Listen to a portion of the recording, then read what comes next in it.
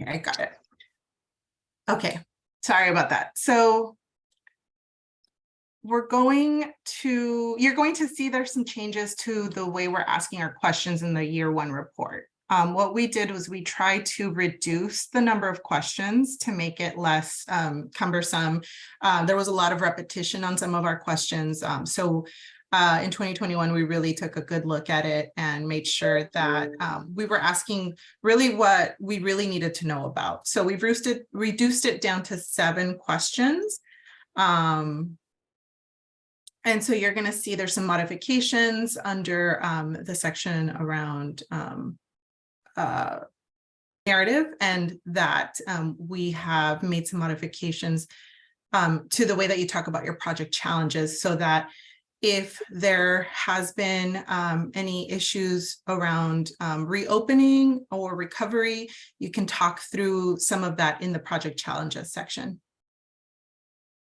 Under supplemental materials, we now only require 1 attachment, and we'll look at each of these forms during the webinar, but just know that under supplemental materials, you no longer have to attach, I think it was photos, logo, or credit, a proof of credit and things like that. Now it's only 1 attachment, and it's the letter thanking the supervisor for your district. We still have the budget. So the budget is still there, so you'll have to just kind of update us on where you're at with your project expenses and matching. And just a reminder, for some of you that may not know, we did have some redistricting that happened last year. So your district may have been affected. So you may want to make sure, double check that you're writing, if you're writing a letter to the supervisor, that you write it and make sure it's to the correct one.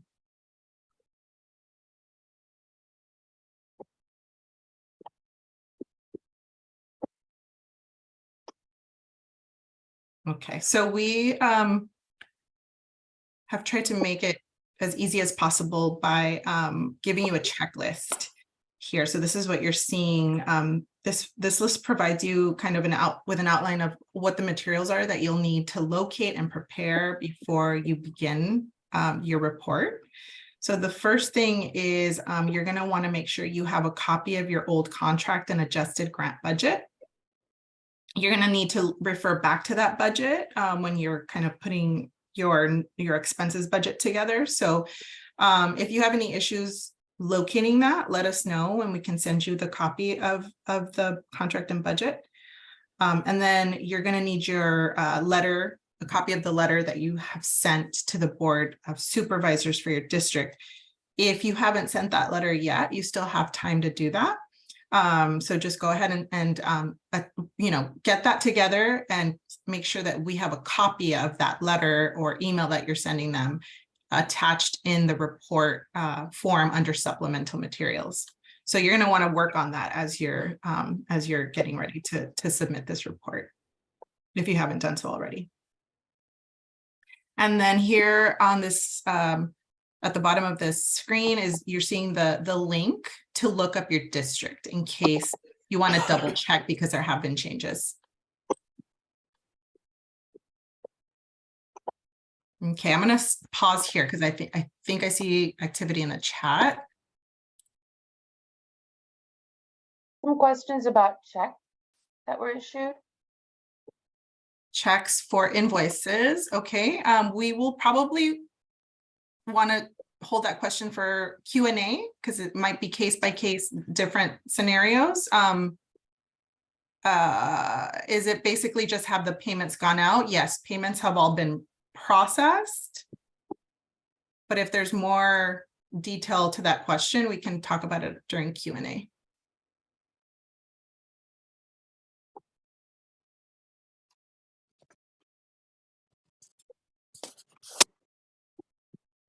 Anything else in the chat? That is all. That is all? Okay, thanks, Julie. Okay, so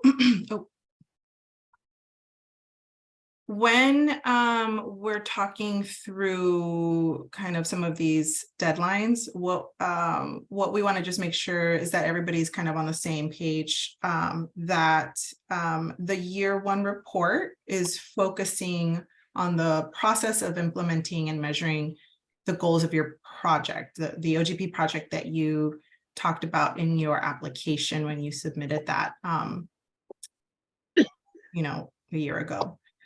So you'll want to report on what you expected from this project, how you defined success, how you are defining success now, and how you're keeping track of your progress.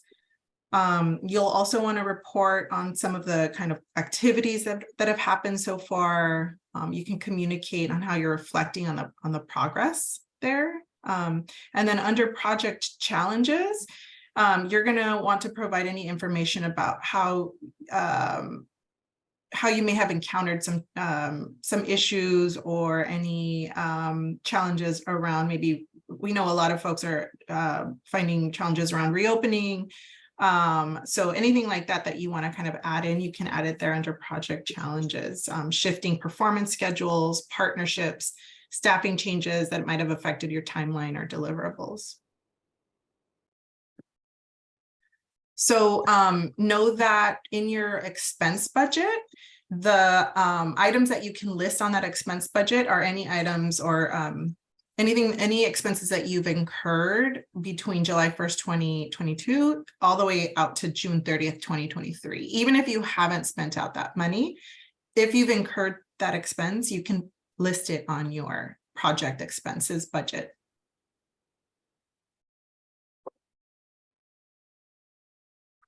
And then just a reminder that this is an annual requirement. So you're doing the year one report now, and then you're going to do another report for year two next May. And every year this will be due in June 1st. If there are any issues and you need to request a extension, please reach out. It's the email address is grants@arts.lacounty.gov if you need to request an extension. Okay. And I see something in the chat. So Julie, any questions? One specific question about reporting performance, and then one asking for the difference between incurred and expended expenses. Okay. So incurred means you've received an invoice, but you haven't paid it out yet. It's something that's pending that you will be paying out, you know, between now and like the end of the cycle, but you still haven't paid that out yet. So that would be an incurred expense between July 1st and June 30th of 2023. The first question, do you want to just tell me what that question is, Julie, or do you want that person to unmute themselves? I think that person should unmute. To Jocelyn Wilkinson.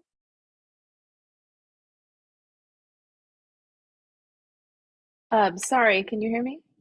Yes, we can hear you now, Jocelyn. Okay, thank you. Our grant contract states general operating support. So I'm just wondering, in terms of our reporting, if we should report on our general operating or on our program project for which we applied originally. You're going to apply, you're going to basically talk us through how the general operating support you've received has allowed you to be able to execute what you talked about in the application. Perfect. Thank Yeah. you. That was just different contract language than we had. Yes, previously. yeah, we kind of, and just so everyone knows, and thank you for asking that, we really wanted to make sure that with these contracts, they were as flexible as we could make them. So in prior years, we would kind of put the project, the short project description into the contract. And once we, we're in pandemic, we said, let's make it just general operating support so that if there are any issues, anything happens, we don't have to completely change the contract language. So yeah, but we still kind of want to hear what you talked about in the application as your goals and the activities that you would be funding through this grant. Thank you, Jocelyn. Anything else, Julie, in the chat? No, that was all. Great. now. Okay. Perfect. Okay. So let's talk through this contract. So you've hopefully either have located this contract from when you signed it last year. Hopefully you've got it. If you don't, again, let us know. We can send you the copy of it. Email us at grants@arts.lacounty.gov. The way that you're going to use this contract, this grant agreement, is you're going to need a couple things that you're seeing on this document. So you're going to need your vendor number, which you're going to see at like in the second paragraph. You're seeing here on the screen that it's highlighted where the vendor number would be located. So that you're going to need that vendor number for some of the pieces that you're going to be submitting. So that's where you can locate that vendor number, is in the grant agreement. You're going to see that the legal name is there as well, and the project scope, which again, we've really tried to make sure it's as flexible as possible. So you're going to see it says general operating support, but we really in the report want to hear about, your goals and your activities that you talked about in your application. So that's what you're going to focus your reporting on.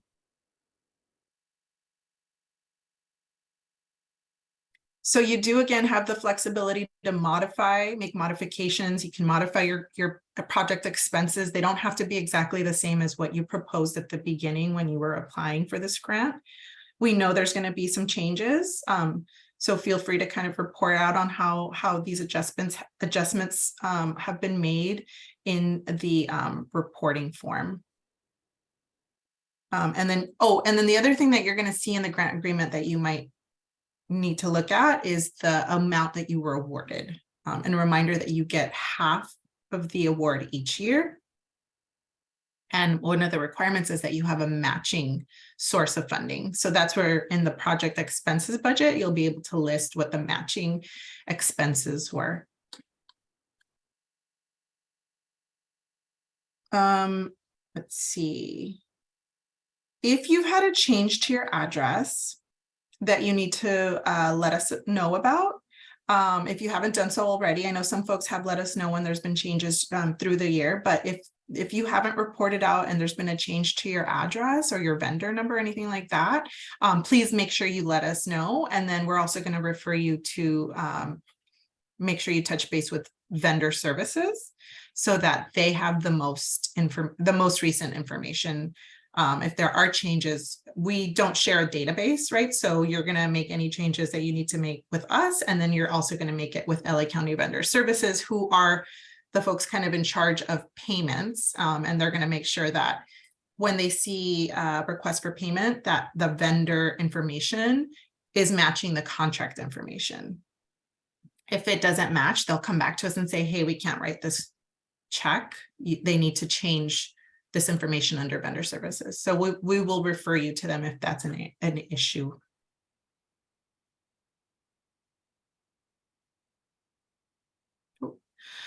So again, you might need to refer back to your adjusted budget that you submitted with your contract, because in our matching expenses, in your project expenses budget table, we're going to be referring back to that adjusted budget.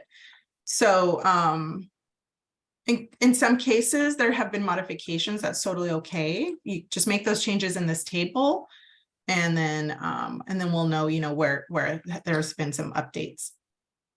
If it's a completely different budget, like you originally were going to support someone's salary with that original application, and then now you're kind of going to just use the funding in a different way. Maybe you're going to use it for a series of, exhibits, or, just a completely different use of the funds. Then you would want to make sure that you touch base with us so that we can talk through if there is a need for an adjustment to the contract language.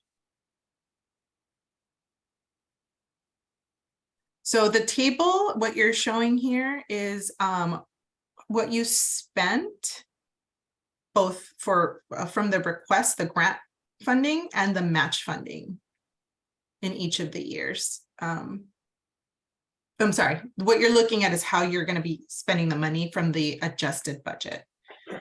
On the project expense table that you're going to submit, you're just telling us what it actually looked like when at the end of the year.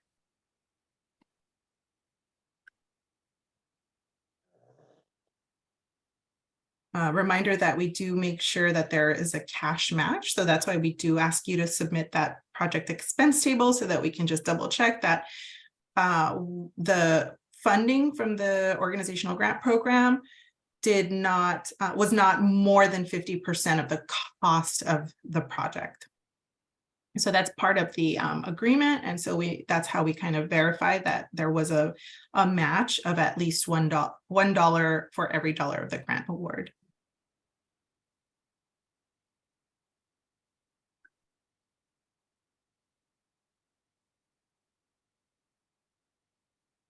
Okay, so before I get into the online system, just want to make sure if there's any questions, I can pause here.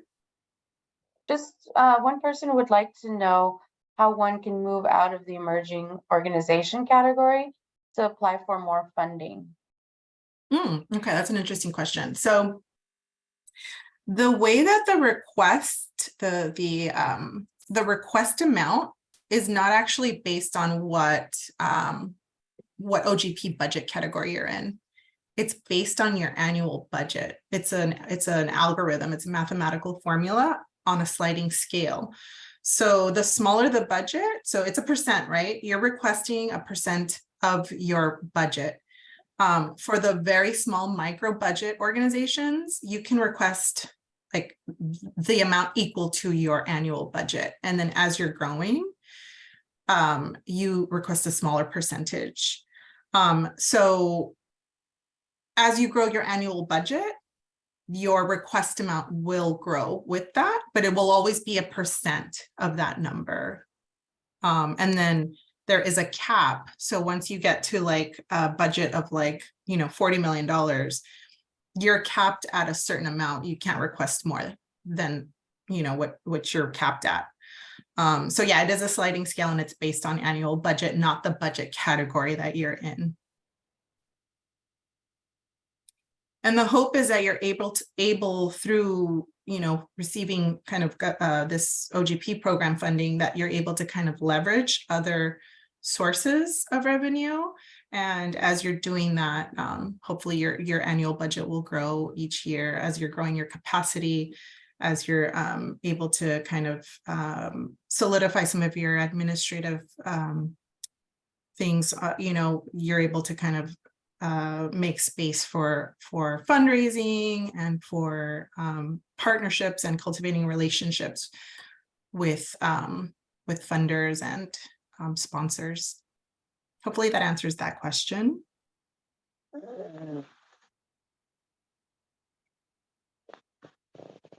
That was the only question. Okay.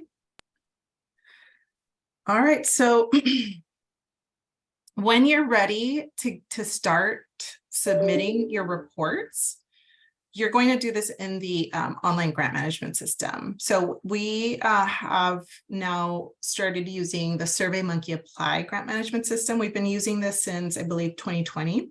So the URL to get in here is, again, apply-lacdac.smapply.io. You're seeing this here on the top of the screen. When you go to that page, you're going to see this login, the little box where you're going to punch in your email and password. And that's going to be the email and password that's associated with the account from when you applied for the grant. We know there might be some turnover, right? We know that you may have somebody reporting that was not the person that originally submitted the application. So if that is the case, we do have the ability on the back end to link the first account with the second account, and so that you have access to what was submitted with that application. It's kind of a two-step process. So if you need support to do that, Ann Jensen, who's on the line, she can help you do that. So feel free to email us if you aren't able to access your old information because you have a new person submitting the report. Some tips, general tips when you're submitting this. You're going to want to make sure that you're giving yourself enough time so that you're not kind of stressing at the end. So I would suggest submitting this at least 5 days prior to the deadline. Again, if you need anyone to help you troubleshoot anything that's going on in there, email us. And if you just forgot your password, you can actually just click on the forgot your password link here under the password where you type it in. So that link should allow you to kind of just reset your password. If for any reason it doesn't work, you aren't able to get the email to reset the password, then you can email us again and we can help you troubleshoot that and update that password on the back end. Okay. So you can definitely log in and look at the reporting forms now. The report isn't due till June 1st, but if you want to take a look at it and just kind of see how the questions are asked in there, you can look in there and start to make your notes. I would suggest for those narrative questions, maybe cutting and pasting from a Word document. So typing out your responses to those questions on a Word document, just to make sure that the word count, that you're within the word count, because you don't want to have paragraphs in there that are cut off. We do have those strict word counts. I think they're actually character counts. So with character counts, you have to make sure you're counting like spaces, period, like any grammatical symbols, paragraph spaces. All of that counts with character counts. So just making sure that you're working from a Word document so you have the right amount of characters and then you're just cutting and pasting into the report forms.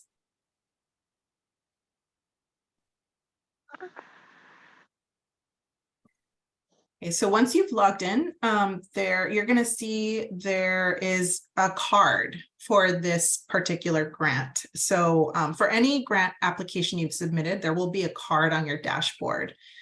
This card for this specific application, the one that you're reporting on, it should say Manage Your Grant Round 1. That's the round that you're in. That's the stage that you're in for your grant cycle. So find the one that says OGP Manage Your Grant Round 1. Click into that card. I think it's Start. The button says Start. And then once you go into the Start, the dashboard, you're going to see the 3 forms that need to be submitted listed. There's 3, you're going to see 5, but there's 3 that are required parts of the report. There's 2 forms that are optional at the very top. Those are not part of the requirement. It's just if you want to submit something like a change of information or a project amendment request, then you would submit those. Otherwise, just ignore them, leave them blank, and you're just going to start by looking at the other three report forms, which are the year 1 final report narrative questions, the year 1 report matching expenses, and the year 1 supplemental materials. And you can start those in any order. Again, if you need to add a collaborator because you have somebody that's helping you work on this, you can actually add a collaborator. And then once you're kind of working through this, you don't have to submit everything all at once. You can actually save it and come back to it later. Once you are ready though to submit, you're going to complete the forms. Inside of the forms, you're going to click complete. I think it's save and complete. And then once you have all 3 of those completed, you're going to be able to click on the green submit button on the dashboard. Make sure that you click on that submit button on the dashboard, because otherwise we won't know you've completed everything. So the submit button is really how we will be notified that you're done. And then we can start to review the report. Oh, sorry. Okay. So this is what your expenses budget will look like. You're going to see there are 3 columns on this table. And to make it easier, we've auto-filled at the very top your award amount. So you can see what the full amount of your award is. And then obviously in your columns, the totals at the bottom will need to either match, or your year one match should be more than the OGP year one grant. Again, because it's a dollar for dollar match at the very least, if not, you know, if in most cases, it'll be probably the match is more. So just know that there is validation in the table, so that the math has to be correct, so that if year one match is not equal to or more than the year one grant total, it won't let you finish it. So yeah, so under year one grant, you're showing what were the expenses, how did you know, what did you pay for with OGP funding, and then matching expenses, what did you pay for with the matching source of revenue? They might not be the same thing. In some cases, like usually with salaries, it will be the same line item, but in some cases it might not be, and that's okay. I'll stop here for any questions. Laureen O'Hara Ibeda had a specific question. Okay, Maureen, do you want to unmute?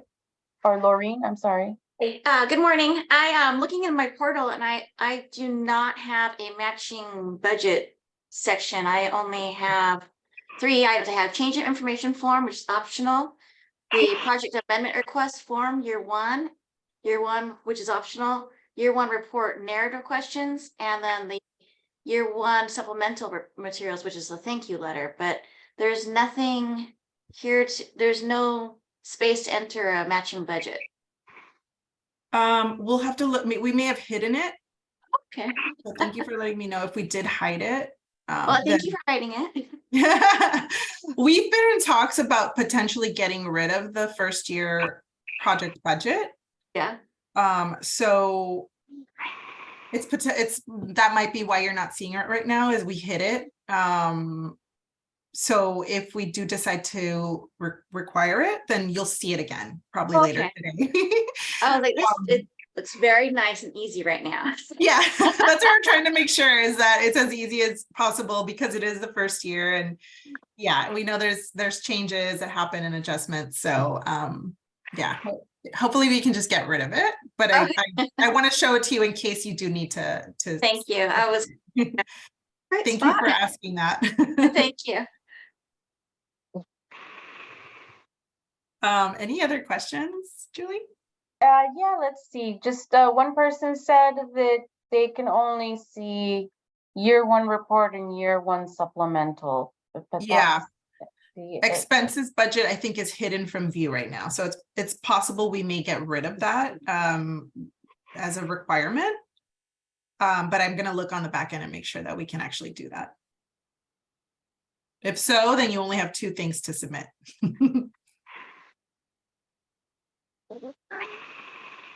All right. Yeah, so this is the bottom of the table. You would save, and then when you're done, mark it as complete, and then you would submit it in the dashboard. This is what the narrative questions look like. So you're going to see there are 7 questions here. They are under different categories. So the first category is going to be about your goals. The second category is about your progress. And then the third is any challenges. So again, there are word count, character counts, not word counts. There's character counts. So you have to be brief, because they're small, you don't have a lot of space. And I think the briefly describe your OGP funded project, I think that's auto-filled for you. So I don't even think you need to type in anything in that one, number 1. Number 2, you will want to kind of elaborate on what were your short-term or long-term goals on this project. And then for the third question, you're talking about some of the outcomes that you're seeking, how you're measuring that progress. We've added a question about some of the internal and external steps that you've taken toward achieving your cultural equity and inclusion vision and values. So you want to make sure you briefly outline any steps that you've taken, any achievements or any challenges that you've encountered on this work. And then there's an optional question for you if you want to kind of tell us what your greatest success has been with this project so far, what impact you've had on your community or your organization. You can let us know there.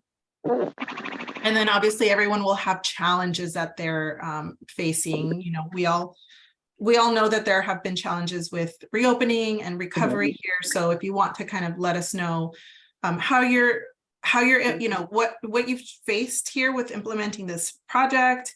If you've had to make any project modifications, you can kind of elaborate on that. And then if you know for sure you're going to need a project amendment, then you would answer question 7 as a yes. And we would get back to you to talk through a project amendment. And just so you know, we do review these every year. We review the responses to these questions. We try to basically kind of see if we can glean any insight, right? Based on like any trends that we're seeing on the responses. And then where we can kind of incorporate either professional development or technical assistance programming through our professional development programming, we try to kind of respond to that. And then just for us to kind of understand where are the general shifts, where are the general challenges that we're seeing around nonprofit art sector work, so that we can be a better partner and supporter of the work that's happening. So these responses are very helpful for us to understand that. Okay, I'm hearing like a sound, so just a reminder, please make sure you've muted yourself.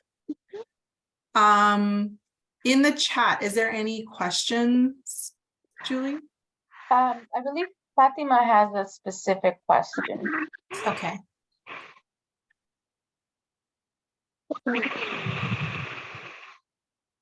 Hello. Yes, I have the same question that the previous person asked in the chat. I show only 2 forms. I show year 1 report and year 1 supplemental. The other 2 are optional. Yeah. So again, I think we might be getting rid of the project expense budget. I need to double check. So if that's the case, then don't worry about it. But I do need to make sure that it's okay for me to announce that we're getting rid of that budget before I confirm.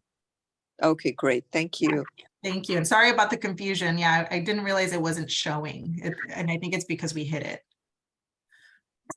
And I have Jane who wants to know if Discover Los Angeles is working or not. Oh, yeah. Thank you for asking that question, James. So a quick update on Discover Los Angeles. We're no longer requiring that you post on that website. We encourage it. It's helpful because they are a partner of ours in our work. And so we do encourage grantees to post on that website, but it's not a requirement. It should work. And we did have a webinar last year with them. Might have been this year actually, where they kind of came to kind of visit on Zoom to talk through how to post on that website. And they gave us a guide and everything. So it's on our website. So if you need a link to that webpage, we can send it to you. Just let us know if you need that. And then we also have, if you need help with it because something's going on, they're not approving your event. I know I've heard some folks have tried to post and the event wasn't approved. We can contact them. Just let us know if there's something like that that's going on. Anything else? Well, that is all. All right. Okay. So on the screen here, again, you're seeing this checklist of items that you would normally prepare for this reporting season. We have temporarily removed 2 of the items that would be normally required. So the proof of recognition, so that's the copy of the program brochure website with the screenshot of our logo on it. We have temporarily gotten rid of that. It probably will come back next year, but for now you don't need to submit that. And then also we used to request images of high quality images of activities or events that happen during the year. That's also not required for now. We will probably bring that back next year. So the only thing on this checklist you're going to need to make sure you have is that thank you letter to the Board of Supervisors or the supervisor that's supervising your district. And if you need, again, to find out what district that is, go to this lavote.gov website to find out. So once you're ready and you've completed everything, you're going to see all of your forms will have a green check mark on the dashboard. And you will want to make sure that you download a copy of what you're submitting. So you can do that by clicking on the, I think on the 3 dots, you can normally download everything that you've submitted. If you submit before you do that, you can go back, find the card for that particular grant and click into it and then click download under the 3 dots. Again, remember to click the green submit your application. Application is really just required forms. So know that when you're saying submit your application, you're saying submit my report here.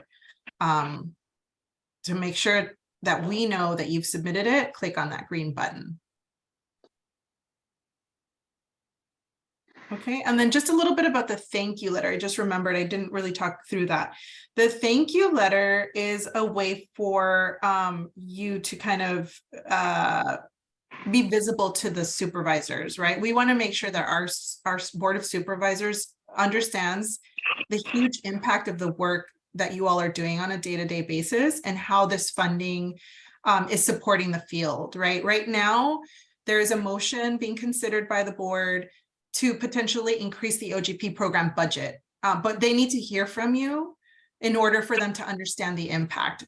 And I know that they do support OGP, but it is helpful for us. And that's why it's one of the requirements is so that you can kind of create a relationship with your elected officials, especially the ones that are funding these programs, right? These important programs. So that's why we do require that thank you letter as part of your reporting requirements. Okay.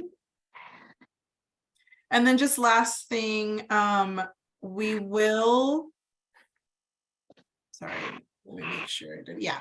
We will be auditing our reports. So basically what that means is we will go through and like randomly select like 10% of the submissions and just kind of come back to you in case we have more questions or we need to see proof of expenses. So just make sure you have kind of organize yourself and have your documents, backup documents, copies of canceled checks, anything like that, copies of invoices, signed contracts, in case we come back to you to say, hey, can you show us proof of your expenses?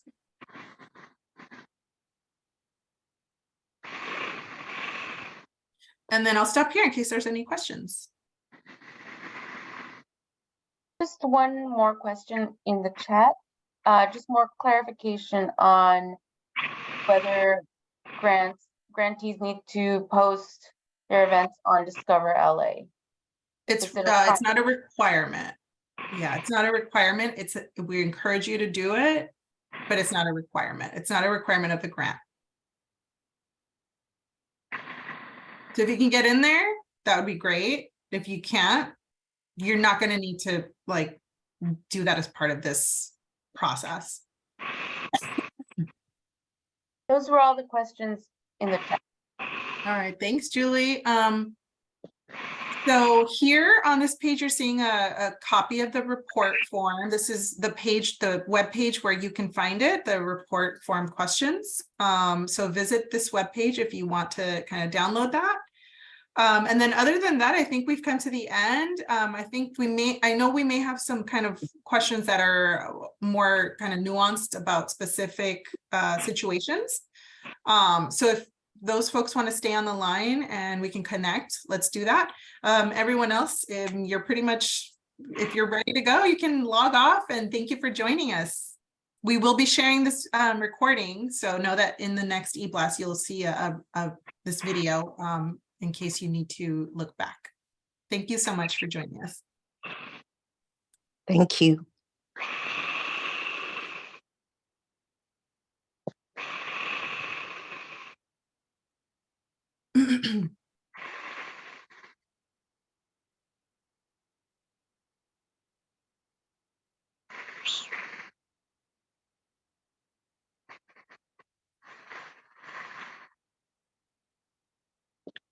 Okay, I'll just, in case there's any questions that anybody has, I'll just, I'll be on the line here. I have a really basic Oh, go question. ahead, Kelly.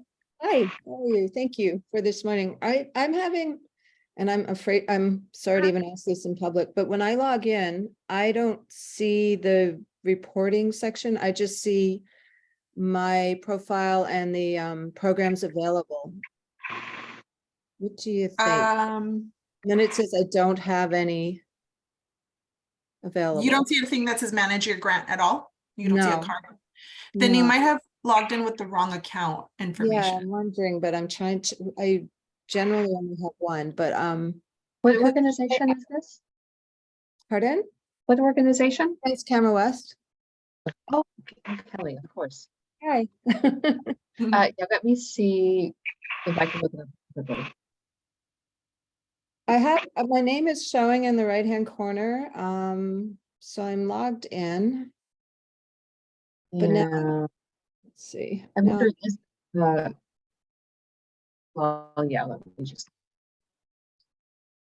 I should be able to find you. We can do this offline if you need. That's fine. Yeah, that's fine too. Yeah, I don't want to keep you guys. I know you I have, can just let you. maybe it's under a different email address and I just don't know that. I have to go look in the. It's a common thing. Yeah, sometimes we have folks that have more than one. Yeah, I don't know why I do. But the page I have says, please note to begin a new application, click on the programs, opportunities for organizations. It's that page. And then under my applications. What nothing. email are you using? Kelly at Dance Camera West, Okay. which is, yeah, what I think it is, but I can log out and try my Gmail address, I guess. Anyway, I don't want to keep you guys, but I was thinking, Oh, it's under Kelly Hargraves at Gmail. yeah, damn it. Damn that Gmail address. That's right. I mean, Okay. we can link it and switch them over. Yeah, so that would be great. If you could switch it to Dance Camera West on your end, absolutely do. Now it's not Okay, the. yeah. What I'll do is just invite you, and then you just have to accept the invitation under Dance Camera West. Thank you so much. Okay. Because of Yeah, course, it's pretty easy to just link the accounts. that would be great. That's one of the things we love about this system, because we couldn't do that before. So it Okay. makes it a lot easier. All righty. Well, thank you so much. Have fun on your next one and I'll talk to you all again soon. Thanks, Kelly. right. Have a good one. Good day. Doot, doot, doot. Does anybody else on the line have a question? We have like a 30-minute break now, so anything you need answered, it's your time.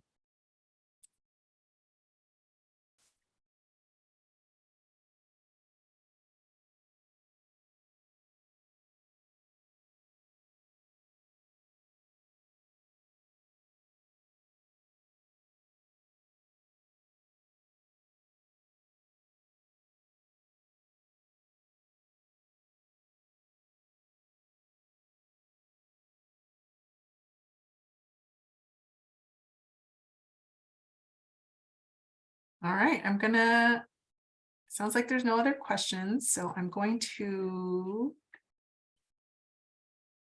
the Department of. We are recording this session. Thank you, team, for turning on that recording. We are going to be starting now, and before I begin, just letting you know that we have two colleagues on the line with us that will be supporting us through this webinar. So Julie Chavez, who is a new staff person with the department. She's going to be monitoring the chat and she is on the line. So if there are questions, feel free to chat them. Julie will let us know when there are questions, and she may ask you to unmute yourself in case it's easier to just have you kind of speak your question out loud. Ann Jensen is also on the line, and some of you know Ann Jensen from just working with us. So if there are questions about payments, things like that, regarding your grant, Ann will be on the line with us and can help us kind of talk through that. Our agenda for today is here on the screen. We're going to be going through what the requirements are of this grant cycle for year 2. We'll discuss some of the changes that happened as a result of pandemic and just trying to be responsive to the needs of our grantees around, what we require. So you're going to see there's some changes that we instituted, I think it was like a year ago. So we'll talk about those. We'll review the contract terms and project budgets. We'll talk through what the reporting forms look like online in our grant system. Real briefly talk through the report. We'll be doing audits of the reports, so we'll talk through that real quickly, and then we'll have general Q&A time at the end, just because we know there might be some more detailed questions that you might want to have one-on-one time with us for. So we do have time for that at the end of our webinar, in case that is something of interest. Okay, everything that we're going to talk through is in, it's going to be in your Exhibit B. So Exhibit B is part of your contract. It's the general terms and instructions for how to manage the grant. And we post this exhibit on our website. So you'll see if you visit our Manage Your Grant Final Requirements webpage, which the link is here on this page, you'll see there that there is the Exhibit B there, so you can refer to that. There have been changes around Board of Supervisors. We had some redistricting that happened during the cycle. So yeah, so you might want to just kind of maybe potentially well, we'll talk about it, but there may be some folks whose district has changed and you may need to look yourself up. And so we'll talk through how to do that and find out who your current district supervisor is. Regarding the grant, so you've received a 2-year grant. You are beginning you're ending your 2nd year of this grant cycle. So this grant cycle began in 2021, July 1st. It ends June 30th, 2023. So we do, in the grant for year 2 in the requirements, we do ask that you kind of give us an overview of what's happened over these 2 years. And that's what you're going to be covering in our report narrative questions. Again, it's a 2-year grant, so you've received 2 years of funding, and hopefully you applied last fall to continue to receive funding that begins July 1st of this year.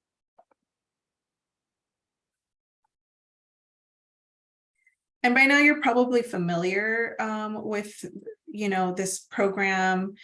You've been doing this for 2 years. We know that potentially there may have been some changes, some adjustments that you've had to make as a result of the, public health crisis and, closing doors and reopening and trying to recover.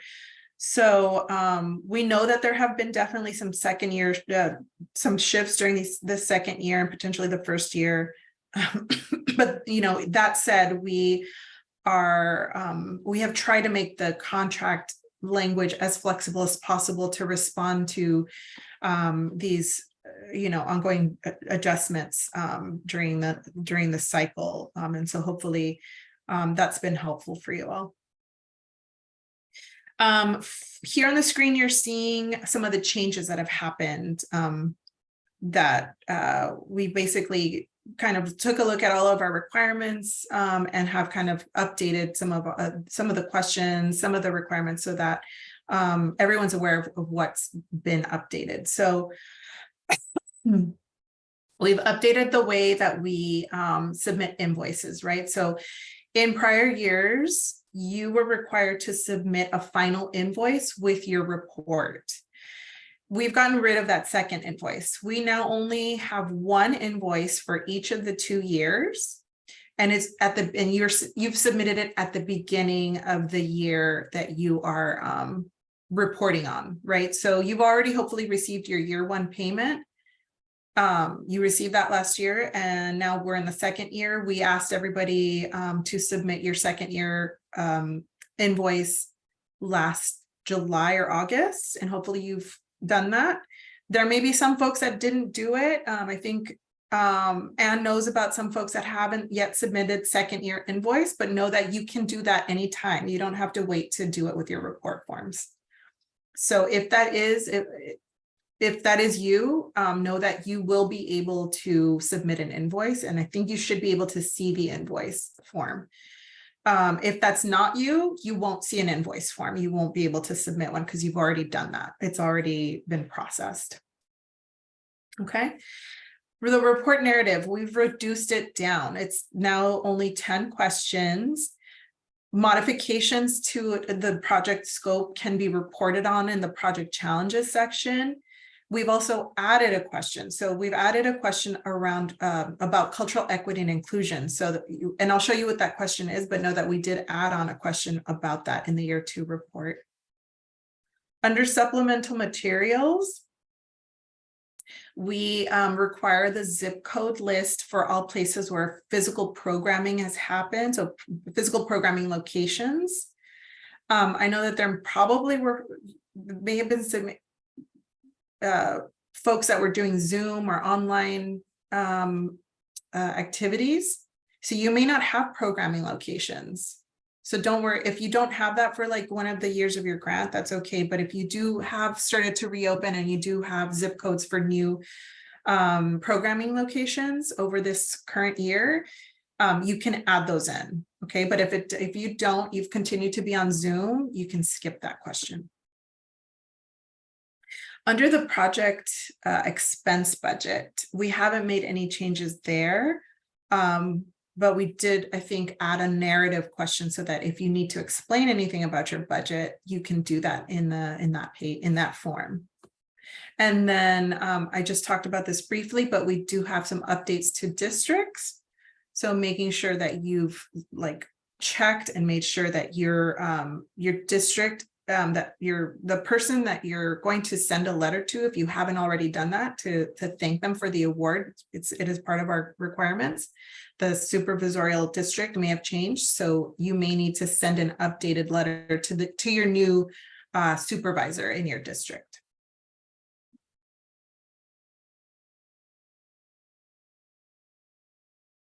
So let's look at this checklist. We created a checklist so that everybody is kind of aware of what you need to have ready to go when you go in to start your report process. So that's what you're seeing here on the screen. It's 4 pieces. So number 1, you're probably going to need to look back at your contract and adjusted budget from when you signed that at the beginning of the cycle in 2021. If you need a copy of that, if you don't have that, let us know, but it's going to be helpful to have that. You're going to need a copy of the letter that you're going to send to the Board of Supervisors or that you've already sent. So locate that copy. You'll need to make sure you have that ready to go. Again, if you need to write that letter now, you can do that now. Look up your district to make sure it's still the right one and that you send that letter to the correct supervisor. And there's a link here to look up your address, the organization's address, to make sure it's the right address. To make sure it's the right supervisor.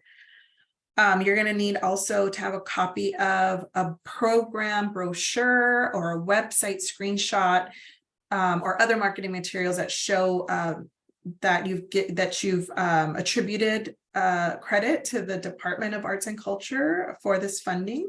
So that is part of the requirements. You want to have that ready to go. And then lastly, one of the most important pieces is your artistic documentation. So, one or two high quality images of programming that's happened over these 2 years.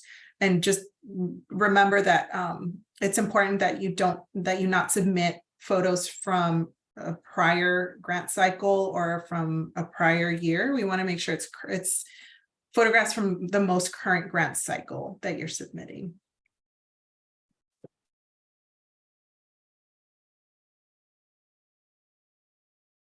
Yeah, and so one of the reasons that we do ask for more recent images is that we do use the images that you provide us to tell the story of the way that the funding is impacting our communities. So we may use the images in communications, in e-blasts, to promote our programs, to promote you all as our grantees. So it is going to be seen potentially by the public. And yeah, and it helps us to kind of to advocate for more funding, to show and be able to tell a fuller story of the impact of this grant on our grantees and on our communities, constituents of the County of Los Angeles through this funding. And then lastly, we do require the zip codes now. So zip codes, hopefully this has become a practice of you all's to ask for a zip code for the audience or participants that you're working with, but we actually don't need audience member zip codes. What we are asking for in the report is a list of the zip codes where you've had programs happening from 2021 to 2023. Again, if you were not able to do any on-site or live programming because of the pandemic related closures, you've only done Zoom, then skip the question. But if you have had live programming on site, then please make sure you provide that zip code list. It helps us to see where our funding is going, where communities are being impacted by the grant. So it is definitely an important part of the grant requirements and reporting.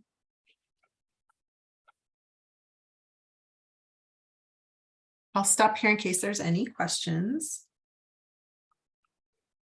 Just one, do the Board of Supervisors letters need to be mailed or emailed? Oh, great question. You can email them. It's okay to email them. We started that I think in 2021, we allowed folks to just email the Board of Supervisors. The email addresses are on Exhibit B. So if you need to send an email, just save a copy of the email that you send or the letter that you attach in the email that you're sending them. It doesn't have to be US mailed. And is there a place to upload the images for the supplemental material? Yes. Okay. Yeah, so in the report forms, there should be, one of the forms should be supplemental materials. That's where you're going to attach all these pieces, the images, the zip code list, the credit, the logo credit piece, and the thank you letter. It'll all be under supplemental materials. And one last question from Leslie Friedman. Can you unmute yourself and ask your question, please?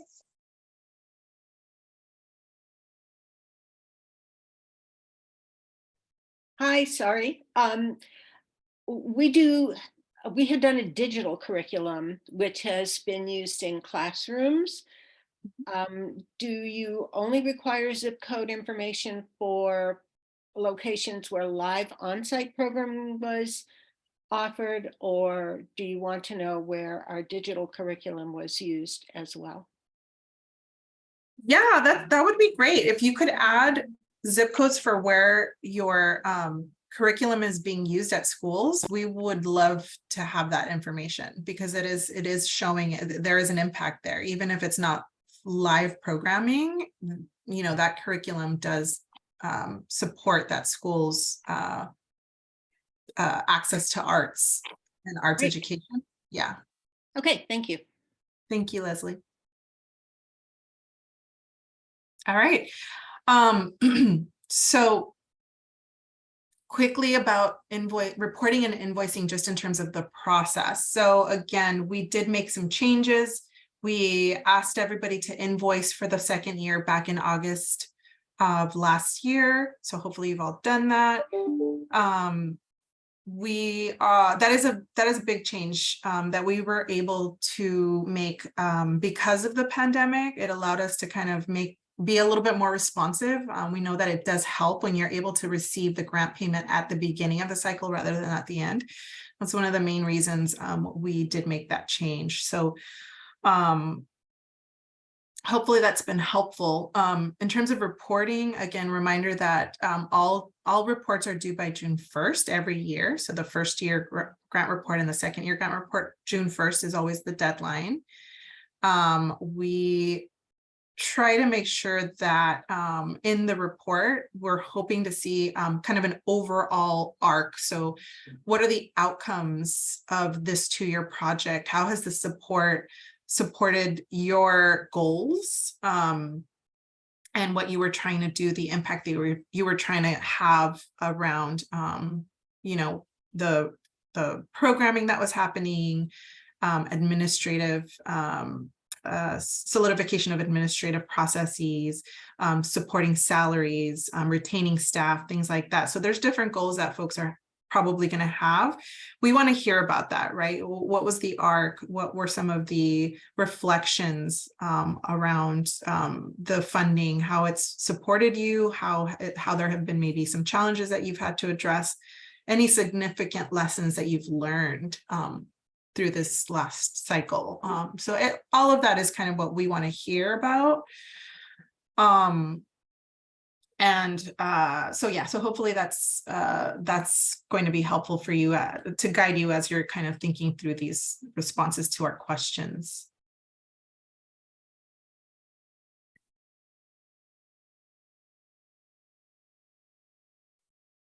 So some of you may need to go back into the grant contract just to remind yourself, like, what was in there? What was our address? What was our vendor number? What was the amount of the award that we received? So make sure you have that copy, and if you need it and you can't locate it, maybe you're a new grant writer or you're somebody that's been onboarded to the organization that didn't write the grant. Let us know. We can send you a copy of it. Yeah, and so it'll be helpful to kind of see it and to see what the scope of the project for everyone will all be the same. It's going to say general operating support, but just know that we made that language very, very vague and just kind of general, so that if there were changes over this kind of crazy 2 years, that we didn't need everybody to kind of send us a project amendment. So it does say general operating support, but what we want to hear about in your project report or your year 2 reports is what you kind of discussed with us in the application, how you were going to use the funding. Some of you we've already talked about an amendment to the way that you're going to use the funds. So if you did receive and get approved for an amendment, then just talk about, the adjustments that have been made. But just heads up that in the contract, it'll say general operating support, but we're in the reporting forms, you're going to discuss the project that you talked about in your original application or the amended project.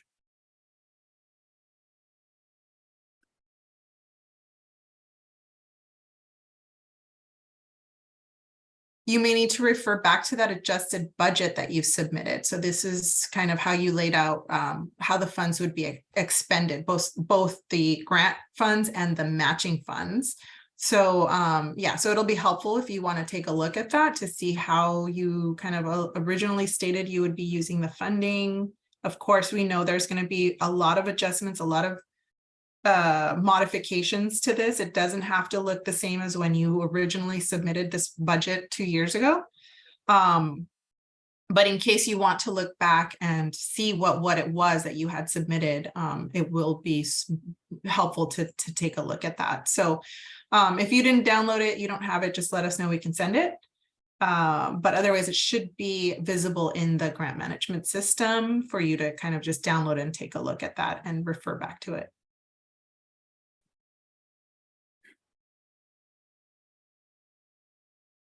One of the things that we wanted to verify when we do look at reports and we look at your project budgets is we're going to verify that matching funds were at least equal to the amount of the grant each year. So basically what we're ensuring is that Los Angeles County grant funding did not exceed 50% of the full cost of this project each year. So that's why we do require that project expense budget be filled out, and we'll kind of double check. And there is validation. You'll see validation. Basically, the system will make sure that the math is correct, that when you're submitting your report expense budget, that the match, the dollar for dollar match is 50% or more than the amount of the award. Okay. So just some tips for when you start this process. You've all probably done this already. You're probably in, I think a lot of you will probably be continuing this. You're the staff that submitted the first year's report. If you're not, if you're brand new, this system may be new to you. So just want to put it out there that we do have the ability with this system to link accounts to be able to collaborate. And if we do need to switch out the owner of the account, we can do that. So if you've been onboarded as a new staff member for this organization and you need to report and you don't have access to the old documents that were submitted, let us know. We can, it's a two-step process. We can attach your account. So you would start a new account and we can attach you to the forms that were submitted before. So you're going to go into this website, www.apply-lacdac.smapply.io. That's where our grant management system is and lives, and that's where you submit all of your report forms and your attachments. You're going to either log in with your old credentials, your email and password from before, or if you're brand new, you're starting an account and then we'll link you to that old account. If you cannot remember what your password is, you're locked out because you don't remember what the password is, click on this link that says forgot your password on the screen. It should send you a link to update and reset your password. It'll send it to the email that's linked to the account.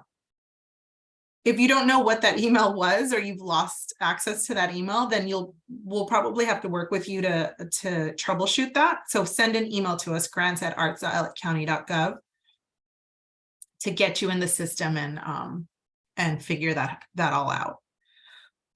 We can change the account ownership, so it's something that we can help you with on the back end. I'll pause here because I thought I saw some activity in the chat. Yeah, so Georgia would like to know how she can email, or who she should email to get a copy of the budget. Oh yeah, so it's going to be the grants@arts.lacounty.gov email address, and you're seeing that here on the screen. And Adam Hyman has a question. Would you like to unmute yourself, Adam? Oh, sure. I've mentioned it in the past, but can you create a downloadable Word document version with the narrative questions? Then we can download it and type in our answers and then easily cut and paste those to the online form. Not a PDF, but a Word doc. I wish we could do that. I'm going to try to work on that. It's possible that I might be able to do that using Adobe. We do have an IT person now, so I think I can potentially lean on him and see if he can help us get that created. I don't have that right now. And the system won't give you the system will not let you download a Word doc. It'll only let you download a PDF like you're saying. So yeah, unfortunately, I don't have anything like that now, but thank you for asking, because it's possible that I can create a fillable Word doc. If that's helpful, yeah, I can definitely try to get that created for you. Thanks, Adam, for asking that. That's a good suggestion, because that way you can count your characters in Word before you fill in the report forms.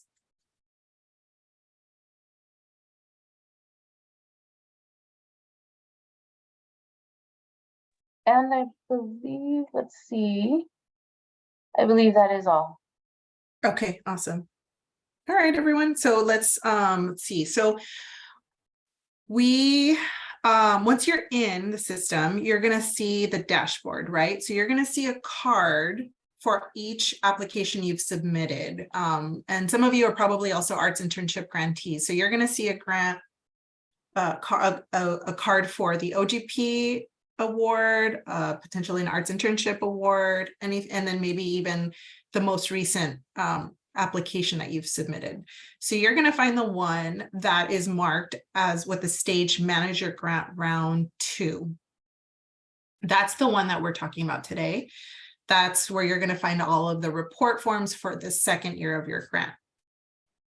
So on this, on the web page, you're going to see there's going to be 5 report forms. Only 3 of those are required for the report. It's the ones at the bottom. So final report, narrative questions, final report matching expenses, and then supplemental materials. Those are the 3 you'll need to complete and then submit. The other 2, if you don't have any changes, just leave them blank. You can ignore those first 2. Those are optional. All right.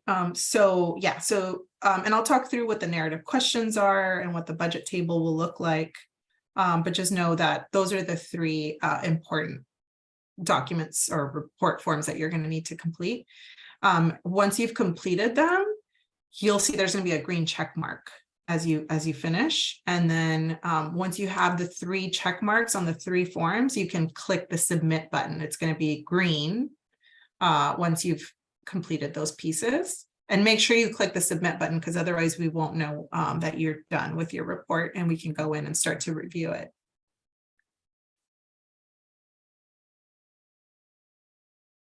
This is what the matching expense table looks like. So it's a 3-column table. The first column is all the different items or line items that you can choose from.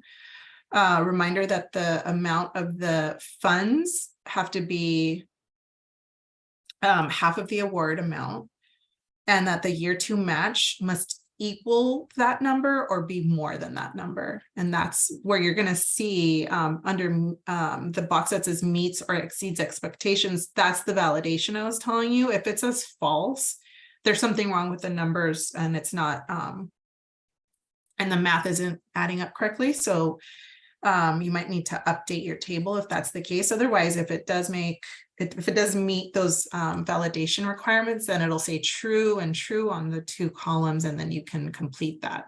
And we do provide that narrative box in case you want to provide any background or context on the budget table that you would like to kind of provide for staff as we're reviewing these pieces.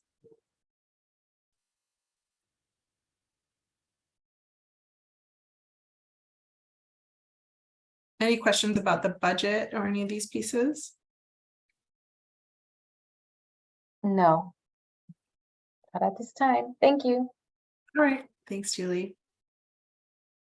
So here's just a preview of the narrative questions. Again, it's 10 questions. 7 of the questions are going to be narrative form. So the first one, I believe, is auto-filled. But it'll autofill your project description from when you applied to the grant. The rest you're going to fill out, and there again are strict character counts.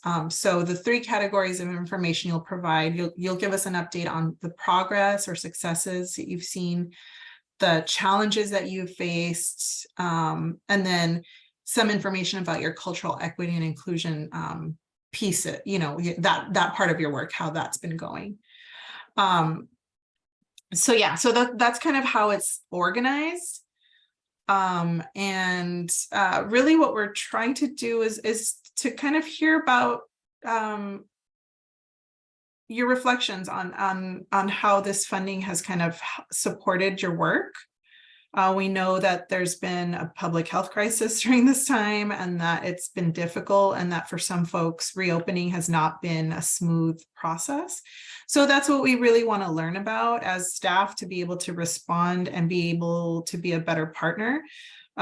We really do make it a point to as a staff, as a team, for the Grants and Professional Development division, we every year take a month-long span of time to read through all of these reports and really discuss how we can support you, how we can make changes, how we can potentially add things onto our professional development, technical assistance programming that might be supportive of your goals. So note that we are looking at this. It's not just something that you submit and we never look at it. We do actually read through them and discuss them as a team. So it's really important information for us. One of the things that we've added on this, I think we added this on last year, was a space for you all to kind of describe progress made around your cultural equity and inclusion work for those organizations who have a budget of over $1 million. Because we do require the plan with the application, we do ask for you to kind of elaborate on some of the activities and some of the progress or reflections on, during these 2 years, what's happened around your cultural equity and inclusion plan. So know that you'll see that question. For those of you with a budget under $1 million, it's not a required, you don't have to respond to that question. If you do want to, you can, but that question is a requirement only for the organizations with a budget over $1 million.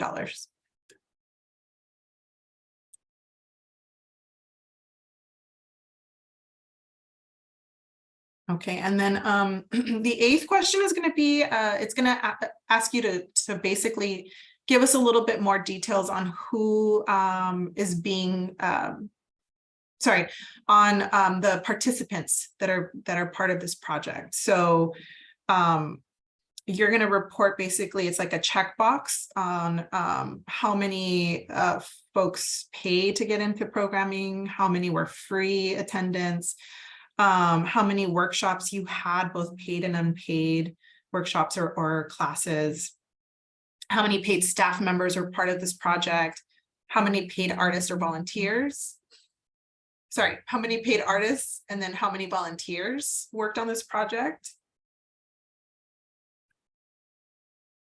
And then you'll see a section on demographics. And so we'll ask you to kind of check the box for if you're providing services or programming or any kind of activities for any of these groups that you see listed here on the screen. So that's your opportunity to kind of give us a little bit more nuance on who's being served through this funding.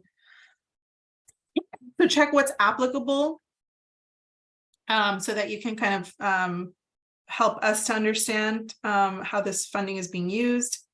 It's important data for us, for advocacy, to support the field, to continue to advocate for an increase to the OGP program budget, which we know is in discussion right now at the Board of Supervisor level. There is a motion right now to increase it. So all of this data really helps us to kind of give a deeper explanation to the Board of Supervisors of the impact of these funds and why it's so important that they continue to really bolster the arts and cultural sector here in LA County. You all are enriching the lives of our residents, and you're providing access to arts programming, to arts education. It's really important work that you're doing. And so for us to be able to kind of advance that and support you through funding, this is one of the things that helps us to support that work.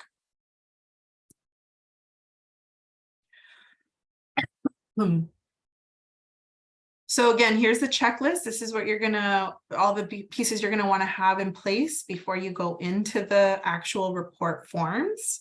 the copy of the letter of impact to the Board of Supervisors. Again, this is a way for us to connect you to them so that they're hearing directly from you on what's going on. And you know, a lot of times they are interested because they don't always have as close of a connection to the constituents.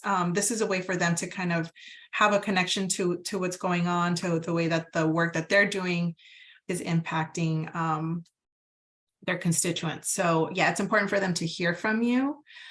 So yeah, there are instructions for writing that letter of impact in that Exhibit B, but if you do have questions, we can talk through it.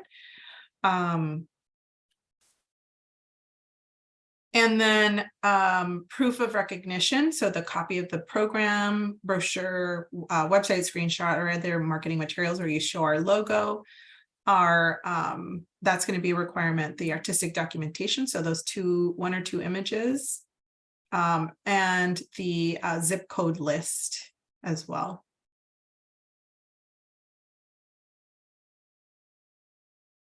So I'll stop here in case there's any other questions that have popped up. Oh, there are no questions in the chat so far. Okay, awesome. So again, most of you have already invoiced us for your final payment, but for those of you who still haven't completed that, the form should be visible for you to do it, and you can do that at any time. We want to make sure we send you out this payment well before the fiscal year ends. So we encourage you to submit that ASAP if you haven't done so already. And again, we know that there's modifications and changes to some folks' projects. So just invoice us and we can discuss like the amendment if there is a need for an amendment prior to you submitting your report.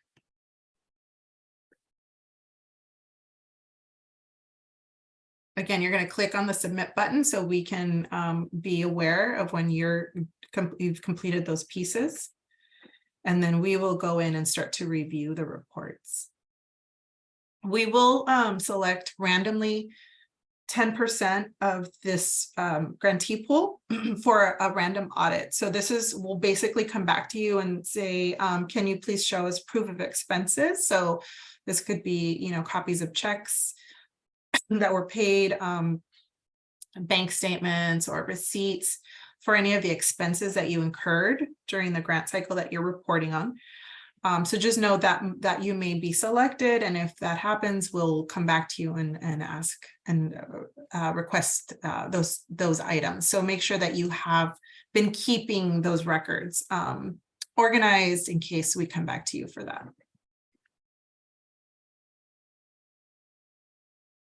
And that's it. We've come to the end. There's time for Q&A in case you have more questions or you want to connect with us one-on-one. We can do that as well. Here on our screen is the general grants email address in case you have any need for us to troubleshoot anything on the back end, or you just have questions. You can definitely contact us by email or by phone. Otherwise, I hope everything goes well with the rest of your year. For those of you that are waiting to hear back about the upcoming grant cycle who have submitted an application, just know we will be sending out an update. So right now it's in the second phase of approval. So it's going to go to the board. All the award allocations will be approved by our commissioners, and then it'll go to the Board of Supervisors in July. So you'll have a decision back in July, probably around mid-July. But just so you know, we will be emailing you prior to that with a survey and some questions. So you should be receiving an email from us about that upcoming cycle probably around next week. Thank you everyone for joining us today. And again, we're going to stay on the line in case there's any other questions and you want to just connect one-on-one. Have a great rest of your day, everybody.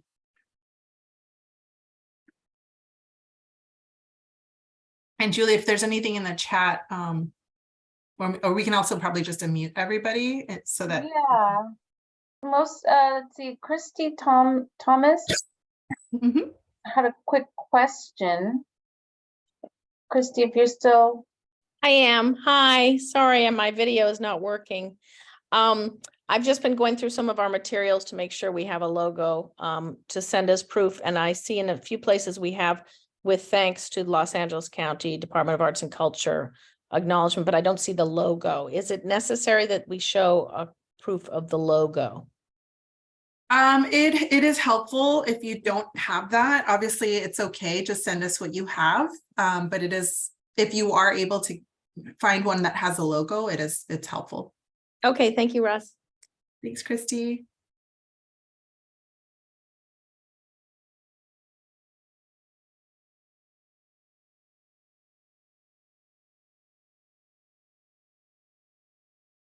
Anyone else? You feel free to just unmute yourself or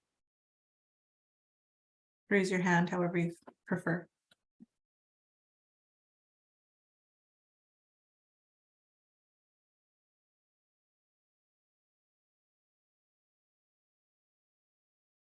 All right, seems like we've answered everybody's questions. Oh, here we go. There's something in the chat. Could you share again the contact information from the last slide? Yes.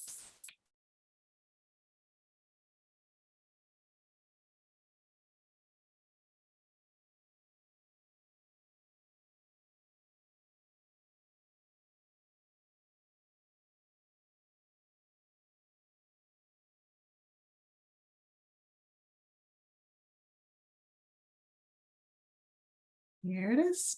Hopefully you can see that okay. And maybe, Anne, if you want to chat, put it in the chat as well, the grant's email address.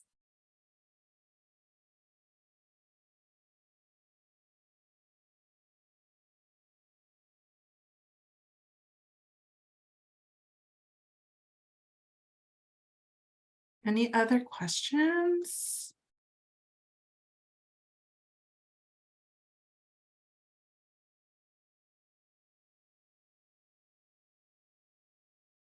All right, sounds like I think we've gotten to everybody's question. If there's nothing else, we're gonna stop the recording and we're going to adjourn our meeting. Thank you so much, everybody, for joining us. Again, you can email us if you want to check in one-on-one.